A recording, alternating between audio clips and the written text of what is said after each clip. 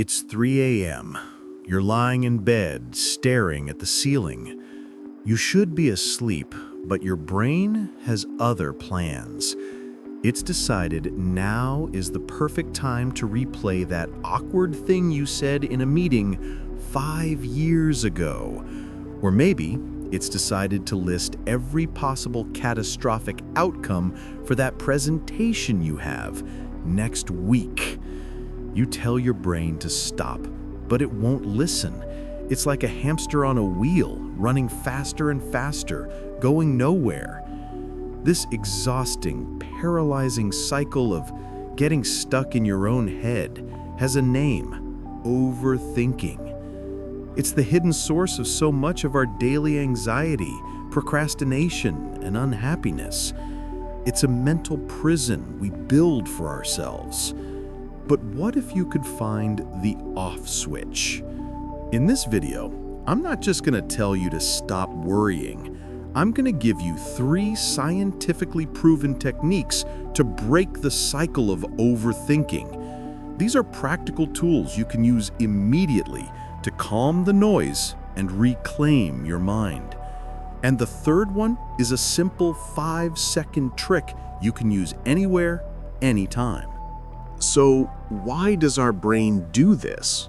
Is it a design flaw? Not exactly. Your brain is, at its core, a problem-solving machine. It's what we evolved to do.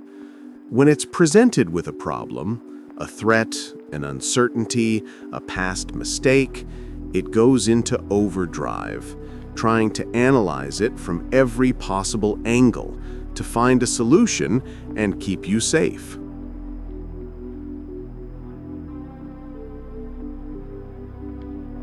The problem is, this machine doesn't have a good off switch.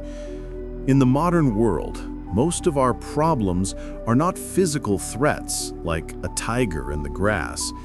They're abstract worries. What do they think of me? Did I make the right choice? What if I fail?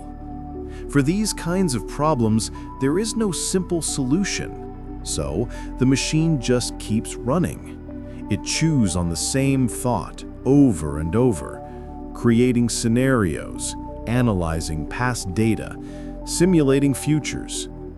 This is what psychologists call rumination, if it's about the past, or worrying, if it's about the future. You're not broken.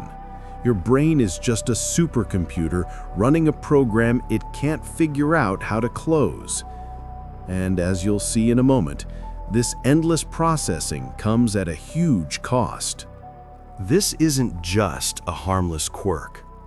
Living on the mental hamster wheel is one of the most draining experiences a person can have. It has 3 major consequences.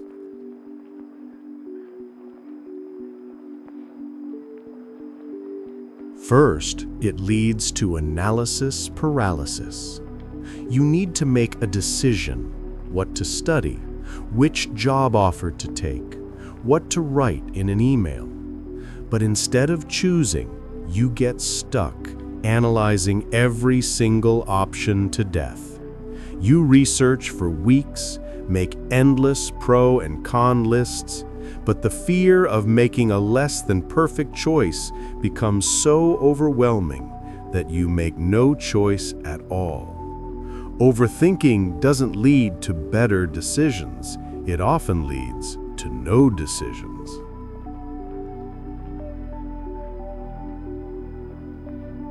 Second, it's emotionally exhausting. Your brain uses a massive amount of energy. Constant worrying and rumination is like running a marathon while standing still. It drains your mental battery, leaving you feeling tired, irritable, and unable to cope with even small, everyday challenges. And finally, and most tragically, it steals your present moment. You can't enjoy a beautiful sunset if your mind is replaying a mistake from yesterday. You can't truly connect with a loved one if your mind is worrying about a meeting tomorrow. Overthinking makes you a ghost in your own life, perpetually stuck in the past or anxious about the future, but never truly here. The good news is you can learn to step off the wheel. It's a skill. Here are 3 practical techniques backed by cognitive behavioral therapy and neuroscience.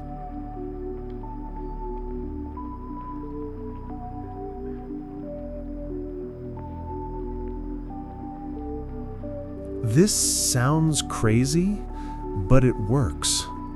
Instead of letting your worries attack you randomly all day, you take control by scheduling an appointment with them. Set aside 15 minutes every day, say 4:30 p.m., as your designated worry time. When an anxious thought pops into your head during the day, don't fight it. Acknowledge it, write it down on a piece of paper, and tell yourself, I will think about this at 4:30. When your worry time arrives, you sit down and let yourself obsess over everything on that list. You'll find 2 things happen. First, most of the things you wrote down now seem absurd or unimportant. Second, you are teaching your brain that there is a time and place for worrying, and it's not 24/7. You are containing the chaos.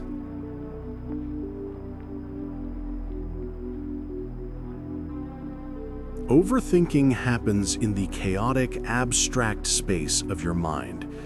The key is to get the thoughts out of your head and onto a physical medium. When your brain is spinning, grab a pen and paper and just write. Don't try to be neat, don't try to make sense. Just do a brain dump. Write down every fear, every scenario, every angry thought. This does 2 things. First, it frees up your mental RAM. Your brain no longer has to expend energy trying to hold on to all these thoughts. Second, when you see your chaotic thoughts written down in black and white, they often lose their power. They look smaller, more manageable, and often completely illogical. And now for the 3rd strategy I promised. This is for when you are caught in a sudden spiral of anxiety. It's a simple mindfulness technique to pull you out of your head and back into your body. Wherever you are, stop and calmly name 5 things you can see, 4 things you can physically feel, 3 things you can hear, 2 things you can smell, 1 thing you can taste. This simple exercise, often called the 5-4-3-2-1 method, forces your brain to stop its abstract worrying and focus on the concrete sensory information of the present moment. It is an emergency brake for your spinning mind.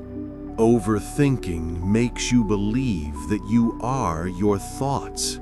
But the truth is, you are the one who hears your thoughts. You don't have to be a prisoner of your own mind. You don't have to stay on the hamster wheel. By scheduling your worries, writing them down, and grounding yourself in the present moment, you are not silencing your mind. You are simply showing it who is in charge. You are the observer of your mind, not its captive. And in that space, between the thought and the observer, lies your peace.